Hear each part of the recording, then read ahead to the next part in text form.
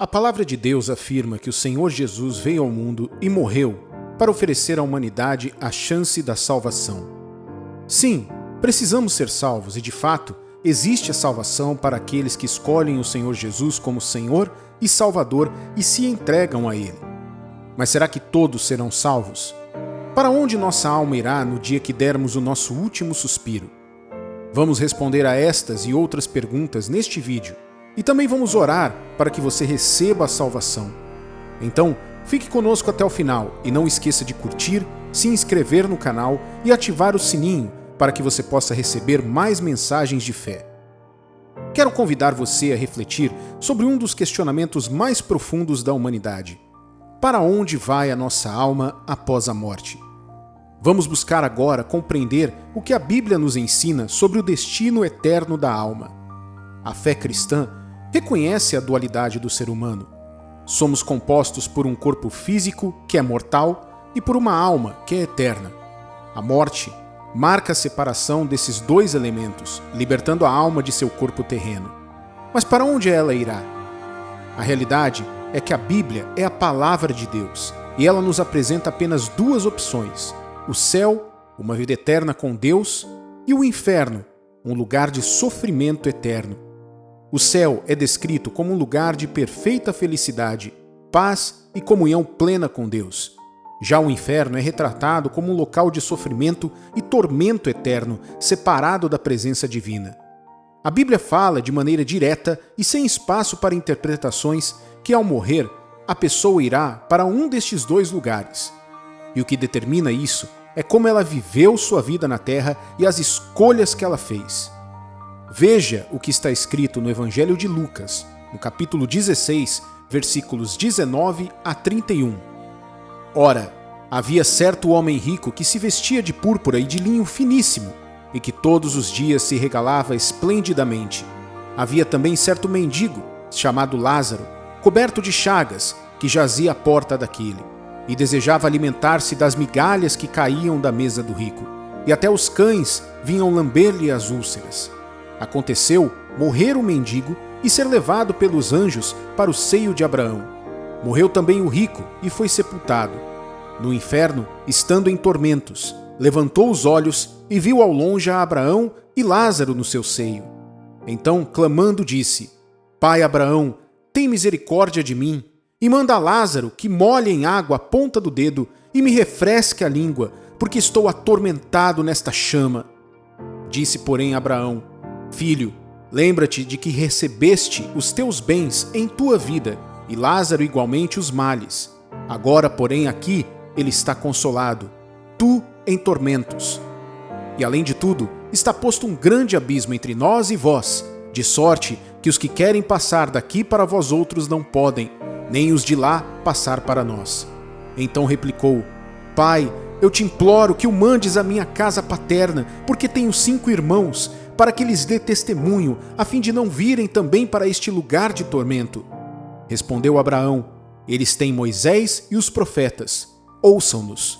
Mas ele insistiu: Não, pai Abraão, se alguém dentre os mortos for ter com eles, arrepender-se-ão. Abraão, porém, lhe respondeu: Se não ouvem a Moisés e aos profetas, tampouco se deixarão persuadir, ainda que ressuscite alguém dentre os mortos.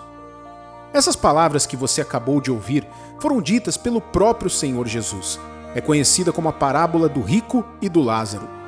Isso significa que quem tem muitos bens materiais não pode ser salvo e quem é pobre automaticamente está salvo?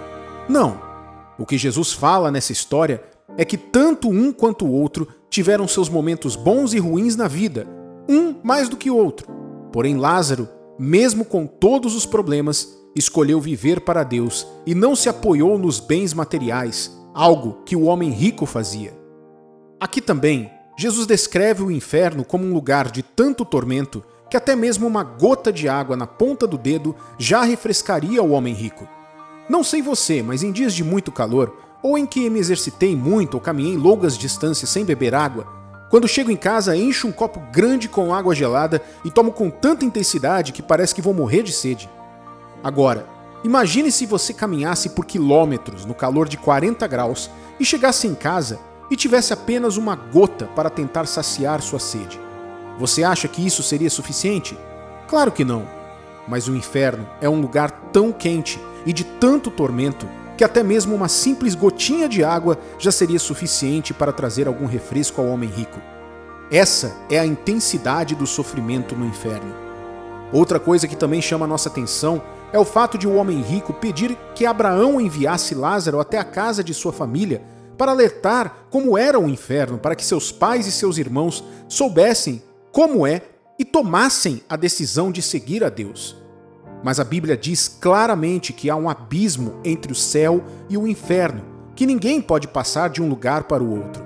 Isso também nos mostra que a ideia de reencarnação, ou até mesmo de um purgatório, é algo totalmente antibíblico e não existe. Veja o que está escrito em Hebreus capítulo 9, versículos 27 e 28.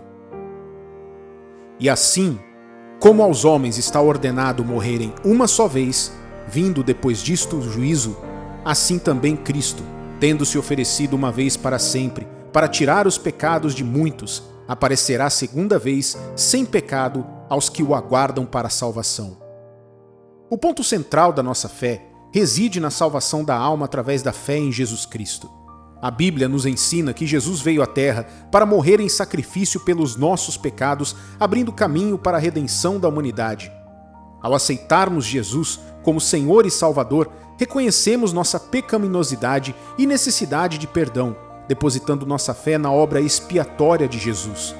Essa fé nos concede o dom da salvação, nos garantindo lugar no céu após a morte. Mas veja bem, apenas a fé em Jesus e a prática de uma vida correta perante Deus é que garante a salvação. Caridade, fazer o bem aos outros ou ser uma pessoa boa que não faz mal a ninguém não são garantias de salvação. Podemos e devemos fazer tudo isso, mas se não vivermos a fé e entregarmos nossos desejos a Deus, jamais seremos salvos. Diante da realidade da morte e da eternidade, a mensagem cristã é clara. A decisão sobre o destino da nossa alma é individual e inadiável. Não há tempo para procrastinação ou indiferença. A cada dia, nos deparamos com a escolha entre aceitar a salvação em Jesus Cristo ou seguir um caminho que nos levará à separação eterna de Deus. E para isso, temos que ter consciência de que para morrer, basta estar vivo. Vemos pessoas famosas e anônimas, ricos e pobres, jovens e ricos, morrerem todos os dias por uma série de razões, o que nos faz pensar que não seremos os próximos. Veja o que Jesus disse em Mateus capítulo 6, versículo 27. Qual de vós, por ansioso que esteja, pode acrescentar um côvado ao curso da sua vida? E Jesus disse mais em Lucas capítulo 12, versículos 19 ao 21. Então direi à minha alma: tens em depósito muitos bens para muitos anos. Descansa, come, bebe e regala-te. Mas Deus lhe disse: louco, esta noite te pedirão a tua alma, e o que tens preparado, para quem será? Assim é o que entesoura para si mesmo e não é rico para com Deus. A jornada da alma após a morte é um tema central na fé cristã. Ao compreendermos a mortalidade do corpo, a eternidade da alma e a oferta da salvação de Jesus, somos impelidos a tomar uma decisão crucial sobre o nosso destino eterno. Que esta mensagem sirva como um convite à reflexão e à busca pela verdade. Que, reconhecendo nossa necessidade de redenção, possamos abrir nossos corações à mensagem salvadora de Jesus Cristo e tenhamos a alegria eterna que Ele nos oferece. Aqueles que escolhem seguir a Jesus têm uma recompensa imensa. A Bíblia nos promete uma vida eterna, repleta de alegria, paz e realização plena na presença de Deus. O Espírito Santo, como selo da nossa salvação, nos concede a capacidade de experimentar essa alegria profunda e duradoura, mesmo em meio às dificuldades da vida terrena. Por isso, quero orar agora com você, que reconhece que tem vivido uma vida longe de Deus e quer neste momento tomar a decisão de se arrepender de seus pecados e se voltar para Jesus. Portanto, feche os seus olhos e vamos falar com Deus. Senhor Deus e Pai, em nome do Senhor Jesus, oro para que esta pessoa que está nos ouvindo agora seja tocada pelo Teu Espírito. Esta pessoa que pode estar passando por diversas situações em sua vida, mas que reconhece que já não pode mais viver pelas próprias forças, até porque nem mesmo forças essa pessoa tem mais. Peço que o Senhor renove as forças dessa pessoa que está ouvindo agora esta mensagem. Não importa se ela está em casa sozinha, no trabalho, no carro ou no transporte público, ou se ela está neste momento pensando em desistir da vida. Aonde quer que ela esteja agora, que o teu poder venha tocar a vida dessa pessoa e trazer a consciência de que ela precisa se render a ti e fazer do Senhor o único e verdadeiro Salvador. Quero entregar a vida desta pessoa nas tuas mãos agora. Agora, meu amigo e minha amiga, repita comigo: Senhor Jesus, obrigado pela chance de poder falar com o Senhor. Reconheço que só tenho essa chance hoje, porque o Senhor deu a sua vida por mim na cruz. Por isso, meu Pai, me arrependo de todos os meus pecados e peço perdão por eles. Peço que o Senhor me lave no teu santo sangue. Aceito agora o Senhor Jesus como único Senhor e Salvador da minha vida. Te agradeço pela minha salvação, em nome do Senhor Jesus. E se você crê, diga amém e graças a Deus. Meu amigo e minha amiga, receba agora, onde você estiver, a paz que só Deus pode dar. Procure saber mais sobre Deus e o Senhor Jesus. Ore todas as manhãs e agradeça a Deus, e você verá como seus dias serão muito melhores. E se quiser receber as notificações de mais mensagens de fé, não esqueça de curtir este vídeo, se inscrever no canal e ativar o sininho. Que Deus te abençoe abundantemente, em nome do Senhor Jesus.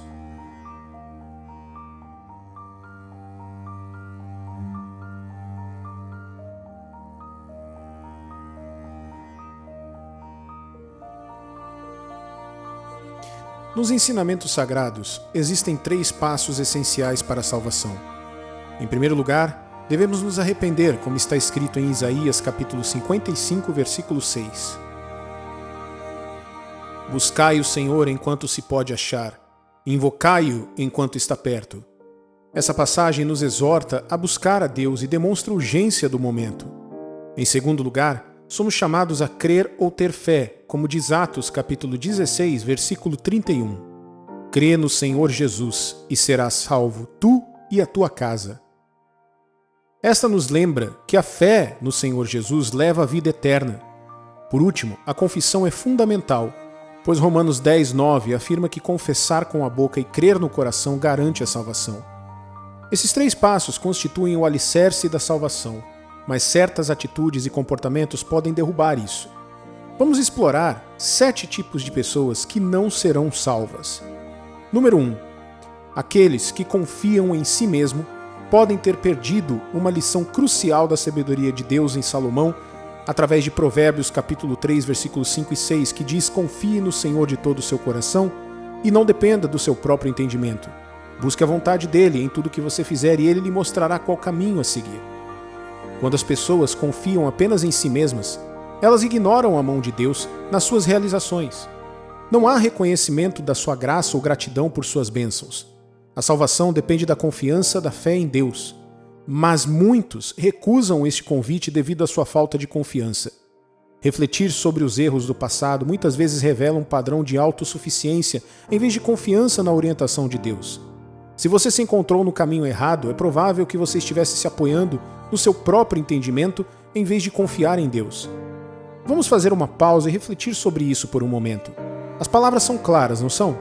Trata-se de reconhecer uma verdade que às vezes é desconfortável. Vivemos um mundo que defende a autossuficiência, mas existe o perigo de esquecermos a fonte das nossas bênçãos. Confiar em nós mesmos pode parecer fortalecedor, mas é uma base precária. O caminho para a salvação, para a verdadeira realização, reside em entregar a nossa confiança a Deus. Pense nisso. Quantas vezes avançamos convencidos de nossas próprias capacidades apenas para tropeçar e vacilar? Quantas vezes deixamos de buscar orientação superior pensando que sabemos o que é melhor? É uma constatação humilhante, mas também libertadora. Abraçar a sabedoria de Provérbios significa libertar-se do fardo da autossuficiência e se abrir à orientação de Deus. Então, Para aqueles que estão arraigados na autoconfiança, é hora de se reavaliarem. Não se trata de abrir mão do controle, mas de redirecionar a confiança. Confie no poder que conhece o nosso caminho melhor do que nós. Confie em Deus de todo o seu coração, não se apoie no seu próprio entendimento e observe como o seu caminho se torna claro. Número 2. Os incrédulos inabaláveis. É como um dilema antigo que simplesmente não acaba. Antigamente e mesmo agora estamos lutando com toda a descrença. É como uma praga, e mais almas poderão encontrar-se do lado errado da eternidade por causa disso. Deus nos deu tudo isso chamado de livre-arbítrio. Sim, a decisão é sua, quer você esteja andando na luz ou vivendo nas trevas. Agora, algumas pessoas já têm essa desculpa pronta, dizendo que só acreditam naquilo que podem ver com seus próprios olhos. Certa vez houve um professor, um figurão aí de uma universidade, que afirmava que só acreditava no que via. Então um pastor chamado John Hagee foi até ele e jogou uma bomba de verdade dizendo: "Ei amigo, você vê eletricidade? Átomos? Energia?" O professor, perplexo, tem que admitir: não consigo ver isso." E então o pastor explica: "Mas você acredita nisso, certo? Porque estaríamos perdidos sem eles." Veja isso. João 14,6, um versículo clássico. Jesus explica isso de forma clara e simples. Eu sou o caminho, a verdade e a vida. Ninguém vem ao Pai senão por mim. Mas há pessoas por aí pensando que há mais de um caminho para a salvação. A Bíblia é bastante clara nesse ponto. Jesus é a passagem para o céu. O sangue dele derramado na cruz é a única coisa que pode limpar a nossa bagunça.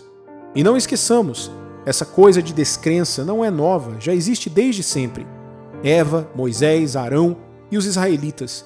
Sim, todos eles tiveram seus momentos de dúvida. Até Naamã, que precisava de uma repreensão por parte do profeta Eliseu. Os discípulos, eles não estavam imunes. E nem falamos de Tomé. Então, resumindo, se você quer ser salvo, é simples. Confesse com sua boca, creia em seu coração que Jesus ressuscitou dos mortos, negue-se a si mesmo e pronto, você está salvo. Número 3. O que se recusa a ouvir. Essas são pessoas que estão acima da sabedoria dos séculos, pensando que estão isentas de qualquer reprovação. Elas elevam suas próprias opiniões acima das verdades atemporais expostas diante delas.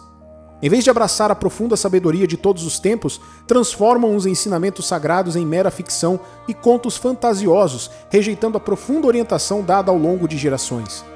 Esses indivíduos não cedem às vozes da luz. Eles seguem em frente, surdos ao eco da sabedoria. Eles escolhem trilhar o seu próprio caminho, acreditando serem mais sábios do que o conhecimento coletivo da jornada da humanidade. Em sua arrogância, deixaram de lado as pérolas da sabedoria, adornando-se com coisas superficiais de sua própria fabricação. Os seus corações, endurecidos pelo orgulho, recusam o toque gentil da verdade, optando em vez disso pela satisfação passageira da autoimportância. São como navios à deriva, em mares tempestuosos, inconscientes da luz guia que pode levá-los a um porto seguro. Mas a verdade, como um farol constante, permanece firme, à espera daqueles que se humilham na presença de Deus. Para aqueles que se exaltam, cegos pela própria presunção, a luz da compreensão permanece para sempre fora de alcance. Essas pessoas permanecem presas no labirinto das suas próprias ilusões, incapazes de discernir o caminho que leva à redenção. Portanto, não sejamos como elas, meu amigo e minha amiga. Abracemos humildemente a sabedoria que resistiu ao teste do tempo, reconhecendo que a verdadeira luz não vem da exaltação de nós mesmos, mas da entrega às verdades maiores que nos unem a todos. Pois na humildade está a chave para desvendar os mistérios do universo e encontrar o nosso lugar nele. Número 4. Os que justificam orgulhosamente cada ação. Esses são indivíduos convencidos da sua retidão, independentemente das circunstâncias. Eles exibem suas conquistas diante da humanidade e de Deus, confiantes em sua superioridade moral. Depois, há aqueles que se envolvem em oração, mas a sua devoção é equivocada, dirigida a ídolos, como riqueza e status, e não a Deus. Estes são aqueles que, apesar da sua demonstração exterior de fé, abrigam a hipocrisia interior, falando uma coisa e fazendo outra, e oscilam entre a retidão e a maldade, e sua inconsistência lança dúvidas sobre a sua sinceridade. É um lembrete claro de que a virtude genuína não é encontrada em exibições externas, mas na sinceridade do coração. Número 5, os hipócritas.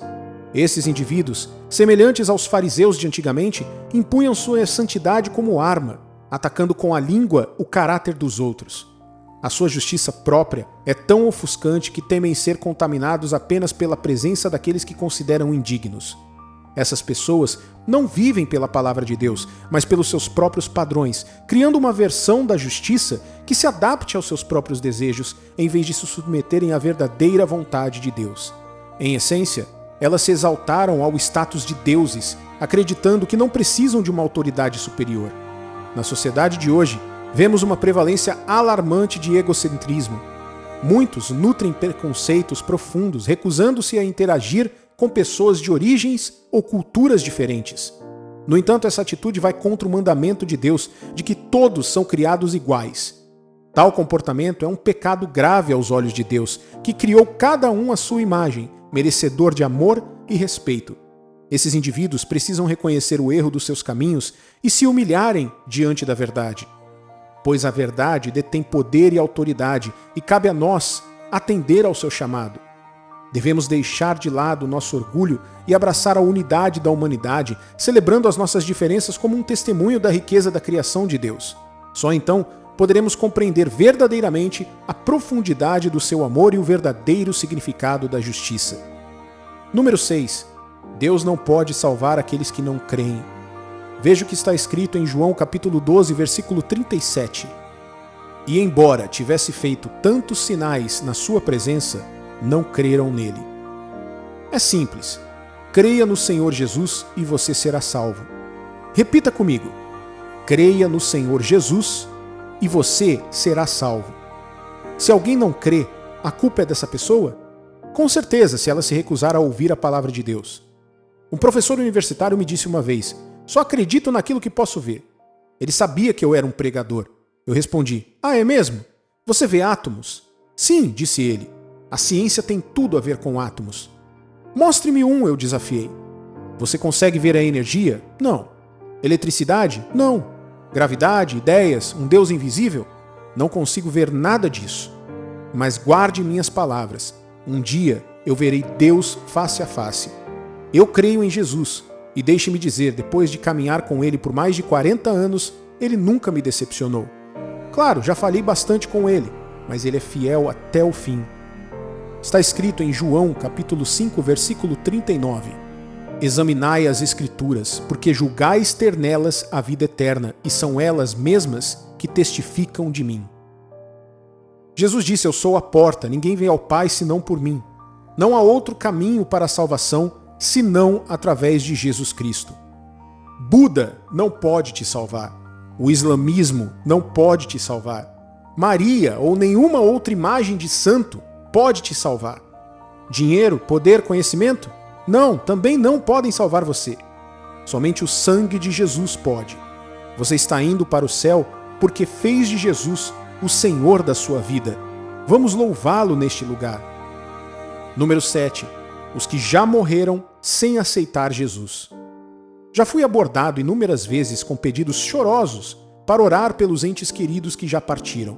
E embora tenha profunda empatia, devo falar a verdade. As orações após a morte não alteram o destino eterno de alguém. É uma pílula difícil de engolir, mas é a realidade. Não há segunda chance e nem purgatório para limpar a alma após o último suspiro. Portanto, sejamos claros. As nossas ações, as nossas escolhas nesta vida determinam o nosso destino no futuro. Não há como renegociar uma vez que ultrapassamos esse limite. É como atravessar um rio. Uma vez que você está do outro lado, não há como voltar atrás. Nenhuma quantidade de súplicas, rezas ou missas de sétimo dia podem mudar o que já foi posto em ação. Mas aqui é que a esperança ainda brilha. Embora não possamos alterar o passado, podemos moldar o nosso futuro. Podemos escolher viver com bondade, integridade e amor. Podemos abraçar a graça que nos é oferecida neste momento, sabendo que ela molda a nossa eternidade. É um pensamento sóbrio, mas também fortalecedor. Temos a chave do nosso próprio destino. Então, não vamos perder mais tempo. Vamos viver com propósito, com intencionalidade. Vamos amar intensamente, perdoar livremente e buscar a verdade incansavelmente. pois nessas escolhas encontramos a nossa salvação, e não numa vida após a morte distante, mas aqui e agora. E para você, meu amigo e minha amiga, deixo esse desafio. Pense bem nas escolhas que você faz. Viva cada dia como se fosse o último, pois um dia você acerta. E no final, que você encontre a paz em saber que viveu bem. E se você encontra valor nessas palavras, se elas ressoam em você de alguma forma, eu te convido a se envolver com esse conteúdo. Deixe um comentário aqui embaixo, compartilhe suas ideias e se ainda não fez isso, considere se inscrever em nosso canal para obter mais mensagens e discussões sobre questões de fé e vida. Juntos vamos caminhar em direção a um futuro cheio de esperança e propósito. Que Deus te abençoe abundantemente em nome do Senhor Jesus.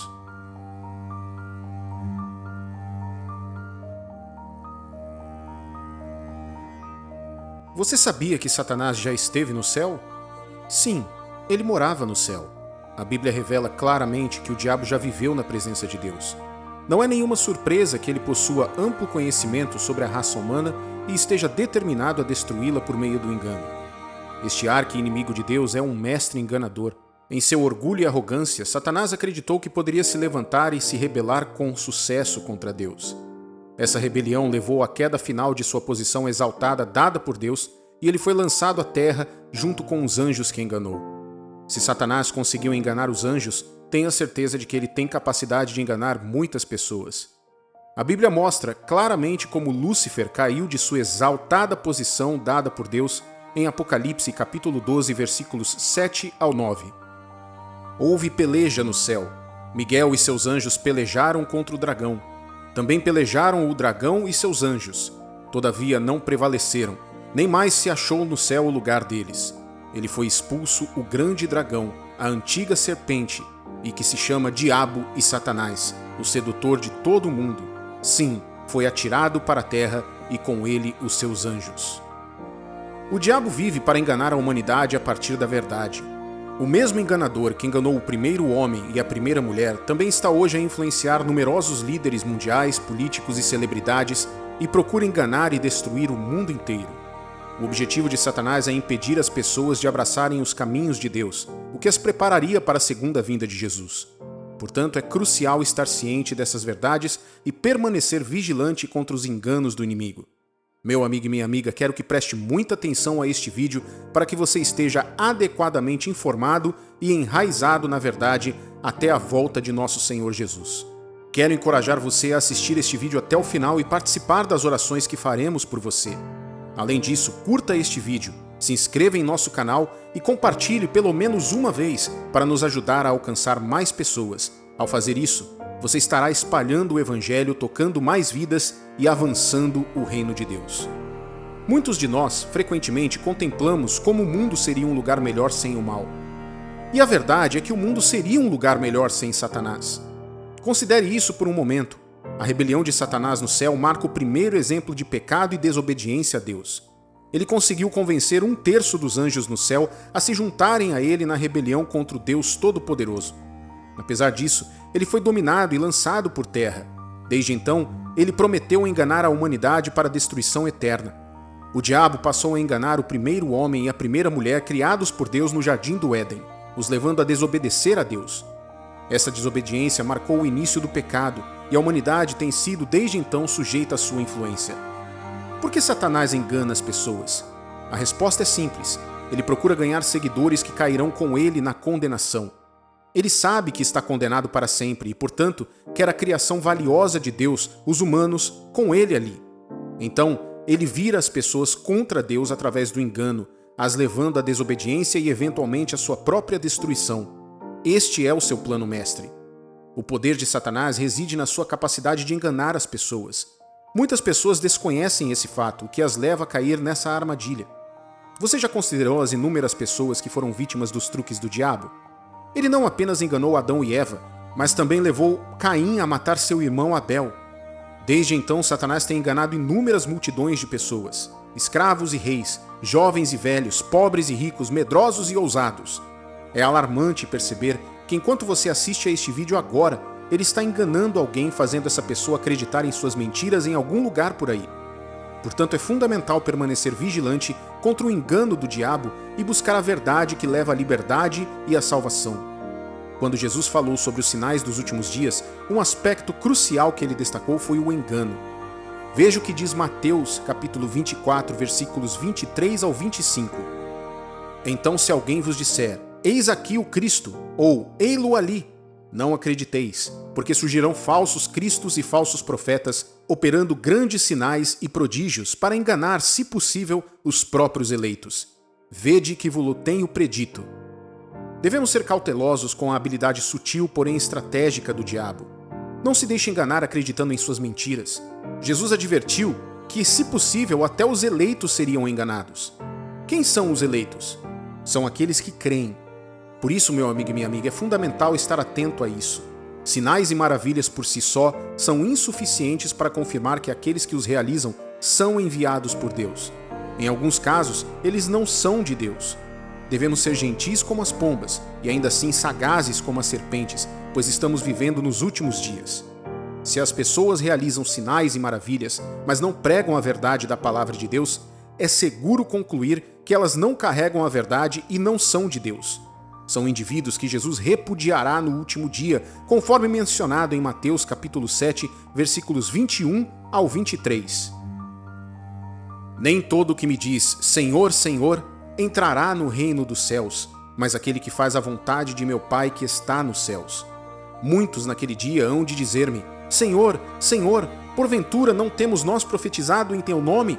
E em teu nome não expelimos demônios? E em teu nome não fizemos muitos milagres? Então lhes direi explicitamente, nunca vos conheci, apartai-vos de mim, os que praticais a iniquidade. Pode acreditar, esses indivíduos profetizaram, expulsaram demônios e realizaram milagres, mas Jesus nunca os reconheceu. Curiosamente, eles realizaram estes sinais e maravilhas em nome de Jesus, mas isso foi apenas um engano. Portanto, se você está assistindo a este vídeo agora, considere-se abençoado porque Deus está falando e revelando as mentiras de Satanás para você. Mas como o diabo engana o povo de Deus? É simples. Ele ataca o povo de Deus explorando seus desejos e inclinações naturais para as coisas que são extremamente atraentes para nós. Foi assim que ele enganou Adão e Eva, e continua a ser a mesma estratégia que ele emprega para enganar as pessoas hoje. O apóstolo Paulo lança luz sobre o engano do diabo nos últimos dias em 1 Timóteo, capítulo 4, versículos 1 e 2. Ora, o Espírito afirma expressamente que nos últimos tempos alguns apostatarão da fé, por obedecerem a espíritos enganadores e a ensinos de demônios, pela hipocrisia dos que falam mentiras e que têm cauterizado a própria consciência. Apocalipse 12 é perturbador porque muitas pessoas desconhecem a capacidade de Satanás de enganar. Ele é um grande enganador, desencaminhando as pessoas, e é da sua natureza enganar. Em Mateus capítulo 24, versículos 6 ao 8, Jesus mencionou: E certamente ouvireis falar de guerras e rumores de guerras. Vede, não vos assusteis, porque é necessário assim acontecer, mas ainda não é o fim. Porquanto se levantará nação contra nação, reino contra reino, e haverá fomes e terremotos em vários lugares, porém tudo isto é o princípio das dores. Nos últimos dias haverá inúmeras notícias sobre guerras muito parecidas com o que vivemos hoje. Nações e reinos entrarão em conflito. Jesus nos adverte que quando ouvimos sobre isso, não devemos entrar em pânico, mas sim manter a nossa fé. Hoje testemunhamos muitas guerras e conflitos em todo o mundo. Milhares de pessoas perderam a vida como vítimas dessas guerras. Por exemplo, a guerra entre a Ucrânia e a Rússia, mais de 10 mil pessoas perderam a vida. Além disso, o conflito entre Israel e o Hamas resultou em mais de 1.200 vítimas apenas no dia 7 de outubro de 2023. Isso é assustador e indica que estamos nos últimos dias e devemos estar vigilantes contra o enganador. Em Mateus capítulo 24, versículo 7, a última parte afirma: E haverá fomes e terremotos em vários lugares. É de partir o coração contemplar o número de crianças que morrem na África devido à fome, o número de vidas ceifadas pelos terremotos em diferentes partes do mundo e o impacto devastador de pestes como a Covid-19, que ceifou cerca de 3 milhões de pessoas em todo o mundo. Todas essas ocorrências devem servir como lembretes claros de que o fim se aproxima, nos exortando a estar vigilantes contra o engano. Estes acontecimentos não são meras coincidências, são profecias bíblicas que se desenrolam diante dos nossos olhos. Apocalipse capítulo 12, versículo 12, enfatiza isso. Por isso festejai, ó céus, e vós o que neles habitais. Ai da terra e do mar, pois o diabo desceu até vós, cheio de grande cólera, sabendo que pouco tempo lhe resta. Meu amigo e minha amiga, o tempo de Satanás está se esgotando e ele sabe disso. Cada dia que vivemos na Terra nos aproxima do fim do mundo. É crucial não ser pego de surpresa. A volta de Jesus é iminente e os sinais de seu regresso continuam a revelar todos os dias. É comum se perguntar: onde está a volta de Jesus? Quanto tempo mais teremos que esperar pelo retorno de Jesus? Segundo Pedro, capítulo 3, versículos 3 e 4, nos avisa: tendo em conta, antes de tudo, que nos últimos dias virão escarnecedores com seus escárnios, andando segundo as próprias paixões e dizendo: onde está a promessa da sua vinda? Porque desde que os pais dormiram, todas as coisas permanecem como desde o princípio da criação. Mas é crucial entender que Deus não demora em cumprir a sua promessa. Em vez disso, ele é paciente, desejando que ninguém pereça, mas que todos cheguem ao arrependimento. Concluindo, quero encorajar você a não sucumbir ao engano, ao desespero ou ao medo. Em vez disso, inspire-se por ter a oportunidade de testemunhar esses eventos. Então, vou perguntar novamente: você já entregou o seu coração ao Senhor Jesus? Se não, esta é uma ótima oportunidade. O tempo está se esgotando e Jesus está chamando por você. Se você ouvir a voz dele hoje, não endureça seu coração. Assim como na parábola das 10 virgens, 5 eram nécias e 5 eram sábias, porque se prepararam para a vinda do Senhor. Encorajo você a fazer esta oração comigo agora, pela fé. Senhor Jesus, hoje venho humildemente diante do Senhor, entregando minha vida a Ti como meu Senhor e Salvador. Te peço que assuma o controle absoluto da minha vida e me torne seu. Renuncio agora à obra oculta das trevas, do pecado, do meu eu e de Satanás. Por favor, me limpa de todo o pecado. Busco sinceramente o dom do Teu Espírito Santo em minha vida neste momento. Obrigado por ouvir a minha oração. Amém. Agora, vamos orar todos juntos. Senhor Deus e Pai, declaramos e pedimos a graça de continuar crendo até a Tua volta ou até que o Senhor nos chame para casa para estar contigo. Oramos por discernimento para todos os que assistem a este vídeo, tanto agora como no futuro, para que não sejam desencaminhados pelo engano do diabo nestes últimos dias. Declaramos também que o Senhor nos equipará com a intrepidez para defender a nossa fé, mesmo diante de dificuldades e perseguições. Quando a nossa vida terrena chegar ao fim, ou quando a trombeta soar, que possamos ser encontrados em Ti, permanecendo irrepreensíveis diante do Teu trono justo. Oramos para que as bênçãos repousem sobre todos os que hoje participam desta oração, suas famílias e seus entes queridos. Em nome de Jesus, amém e graças a Deus.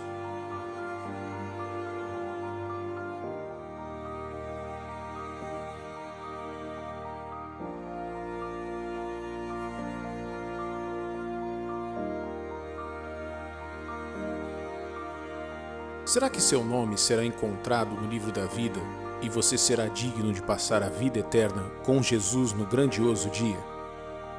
Hoje, algumas pessoas na Terra podem responder a esta pergunta com certeza.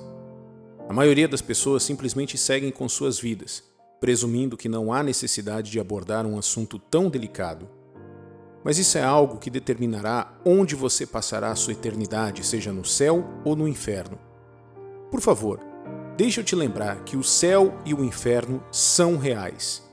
A eternidade é vasta demais para termos certeza de onde a passaremos.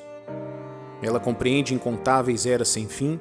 Precisamos saber onde passaremos a eternidade. Isso é de extrema importância.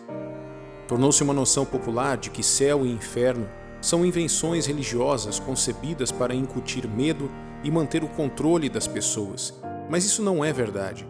Se o céu e o inferno fossem apenas conceitos, Jesus não teria falado deles. No Novo Testamento, Jesus falou do inferno 70 vezes. Se o inferno fosse um mero conceito, Jesus não o teria enfatizado dessa maneira. Também, da mesma forma, Jesus falou sobre o céu 2 ou 3 vezes mais do que sobre o inferno. Jesus falou sobre o caminho para o céu em Mateus capítulo 7, versículos 13 e 14. Entrai pela porta estreita, larga é a porta e espaçoso o caminho que conduz para a perdição, e são muitos os que entram por ela. Porque estreita é a porta e apertado o caminho que conduz para a vida, e são poucos os que acertam com ela. Nessa passagem, Jesus fala que a porta estreita é a única entrada para o reino de Deus. E o próprio Jesus é tanto a porta como o caminho. Consequentemente, a porta é extremamente estreita, pois Jesus é o único caminho e a única porta para ela. O caminho estreito de Deus nos leva à vida espiritual e eterna com Ele. No entanto, em comparação com a multidão de pessoas na Terra hoje, apenas alguns descobrem esse caminho estreito. Nesse vídeo, vou revelar uma verdade surpreendente sobre por que muitas pessoas não vão chegar ao céu no final da sua jornada aqui na Terra. Também compartilharei alguns pontos espirituais sobre como evitar o inferno e o julgamento iminente de Deus. É realmente uma bênção para você ver este vídeo neste momento, então abra seu coração e receba essa mensagem de Deus para você. Antes de continuarmos, você sabia que o céu é um lugar preparado para pessoas preparadas?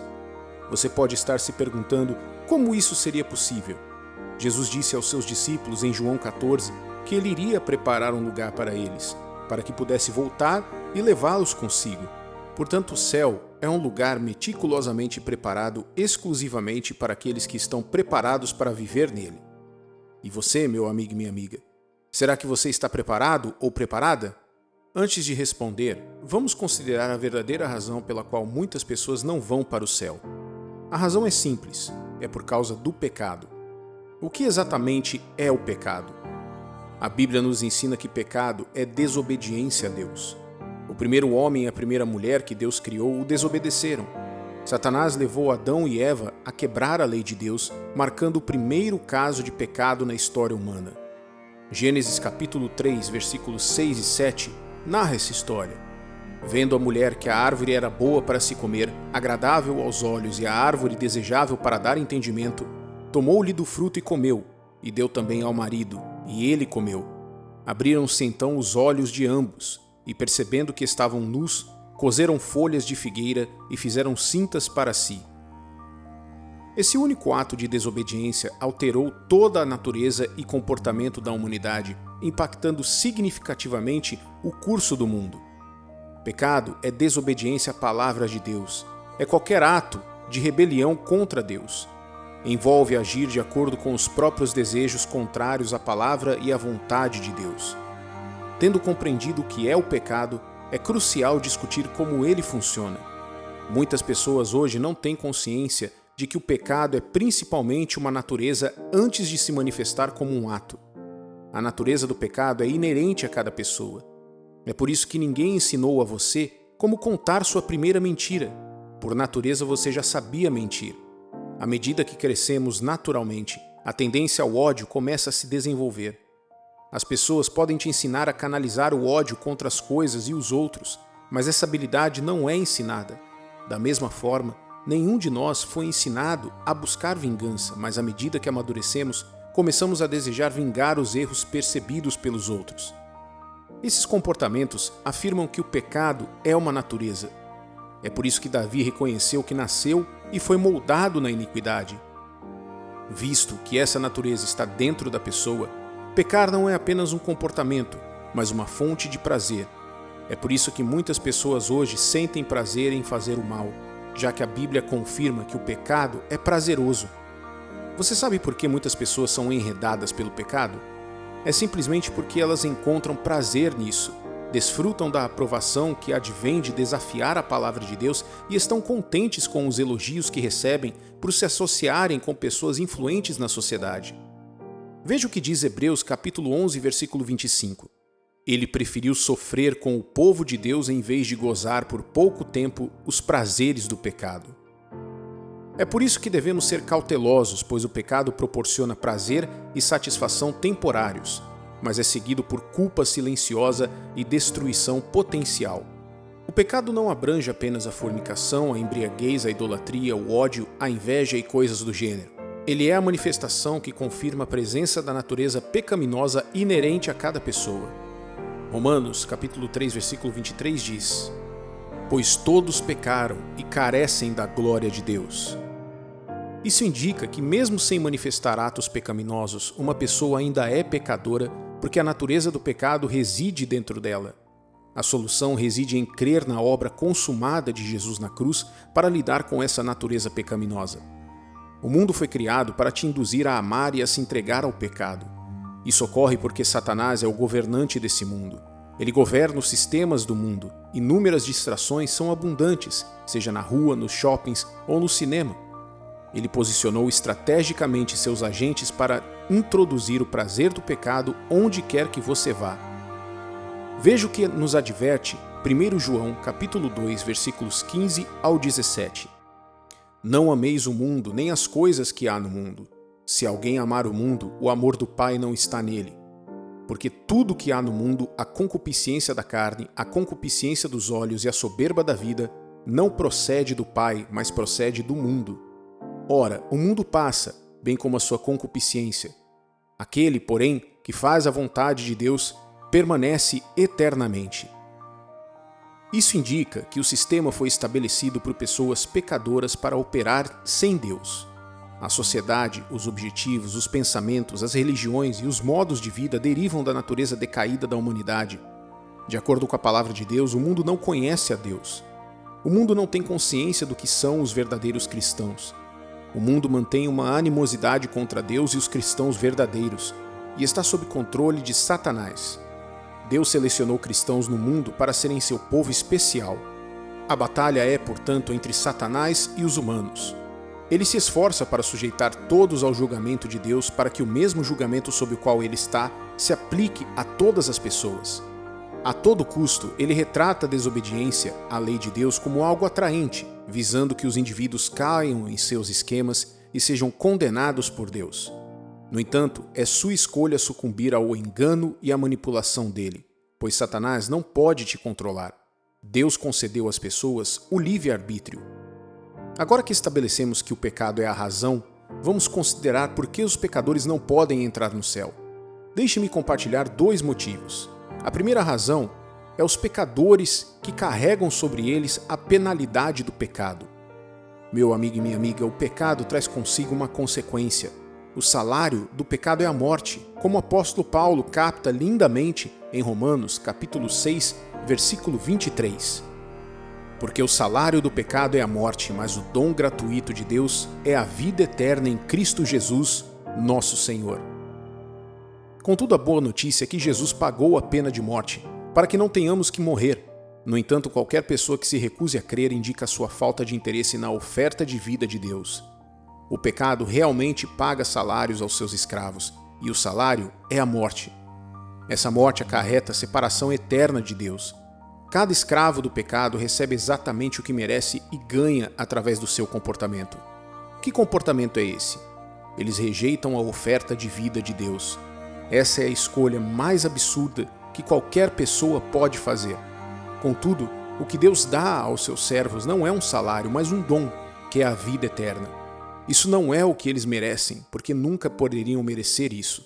No entanto, na sua misericórdia, Deus concede vida eterna com Ele no céu a todos os que recebem a sua oferta de vida pela fé em Jesus Cristo. Essas pessoas não servem a Deus para obter a vida eterna, elas servem a Deus porque já têm a vida eterna. A segunda razão é: o céu é um lugar de santidade, justiça e ordem. Você já pensou como seria o céu se tivesse até mesmo um único pecador lá? O céu, então, não seria santo, justo ou ordenado. O céu seria contaminado por apenas um pecador. O céu é um reino de completa obediência a Deus, a sua palavra e às suas leis. No entanto, admitir qualquer pecador no céu simplesmente permitiria a impiedade, a injustiça e a desordem no reino de Deus. Não são ações que as pessoas fazem ou deixam de fazer que as tornam justas ou santas. Antes é o que elas creem ou não. Por exemplo, Deus vê todos os que creem em Jesus como santos, justos e irrepreensíveis. Por outro lado, Deus vê qualquer pessoa que não entregou o seu coração a Jesus como profana, injusta e perversa. É por isso que o julgamento de Deus recai sobre aqueles que não aceitam o sacrifício de Jesus. As pessoas não estão sob o julgamento dele pelas manifestações externas do pecado, mas devido à sua recusa em abandonar a natureza pecaminosa dentro delas. Assim, é extremamente perigoso desconsiderar a obra consumada de Jesus e levar uma vida que não se alinha com a vontade de Deus. Praticar boas ações, como caridade, ajudar os necessitados e demonstrar bondade e amor, não garantirá a vida eterna. Algumas pessoas acreditam que praticar esses atos as deixará em paz com Deus. No entanto, a verdade é que somente aceitar Jesus como Senhor e Salvador pode trazer paz com Deus, seguida naturalmente de boas obras. Apenas frequentar a igreja, ser batizado ou ter um nome cristão não significa ser salvo. A salvação vem da aceitação de Jesus como Salvador e Senhor. Alguém pode ser pastor, filho de pastor ou diácono, mas isso não garante a salvação. A salvação é alcançada através do reconhecimento da própria natureza pecaminosa, da fé no sacrifício de Jesus e da confissão de que ele morreu por essas pessoas. Romanos capítulo 10, versículo 9 declara: Se com a tua boca confessares Jesus como Senhor e em teu coração creres que Deus o ressuscitou dentre os mortos, serás salvo. Uma advertência severa é encontrada em Mateus capítulo 7, versículos 21 a 23, enfatizando que nem todos que afirmam seguir a Deus entrarão no reino dos céus. Muitos citarão suas profecias, expulsão de demônios e realização de milagres, mas Jesus dirá: Nunca vos conheci, apartai-vos de mim, vós que praticais a iniquidade.